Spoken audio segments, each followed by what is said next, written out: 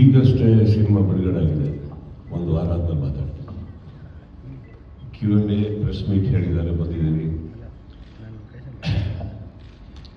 ಖುಷಿಯಲ್ಲಿ ನಾನೇನೋ ಹೇಳೋದು ಅದು ಹಿಂಗೆಲ್ಲ ಹೋಗೋದು. Q&A ಬಂದಿದ್ದೀನಿ ಸ್ಟೇಟಲ್ಲಿ. ಬಟ್ ಖಂಡಿತವಾಗ್ಲೂ ಮಾತಾಡ್ತೀನಿ. ಮಾತಾಡೋನೇ ನಾನು ಒಂದು ವಾರ ಆದ್ಮೇಲೆ ಮಾತಾಡೋ ಸ್ಟೈಲಲ್ಲಿ ಮಾತಾಡ್ತೀನಿ. ಈಗ ನಿಜವಾಗ್ಲೂ ಒಂದಂತ ಹೇಳಬಲ್ಲೆ, ಪ್ರತಿಯೊಬ್ಬರು ಇಲ್ಲಿರೋ ಮಾಧ್ಯಮ ಮಿತ್ರರಿಂದ ಹಿಡಿದು ಇಲ್ಲೇ ಸಿಕ್ಕಾಪಟ್ಟೆ ಇದ್ದಾರೆ ನಮ್ಮವರು ಅಂದರೆ ಬ್ಯಾಡದಿ ವಿಚಾರಕ್ಕಲ್ಲ, ಸಿನಿಮಾ ನೋಡಿ ಪ್ರೋತ್ಸಾಹ ಮಾಡೋದು. ಅಂಥವ್ರಿಗೆ ನಾನು ಫಸ್ಟ್ ಆಫ್ ಆಲ್ ಇಲ್ಲಿಂದ ಥ್ಯಾಂಕ್ಸ್ ಹೇಳಬೇಕು.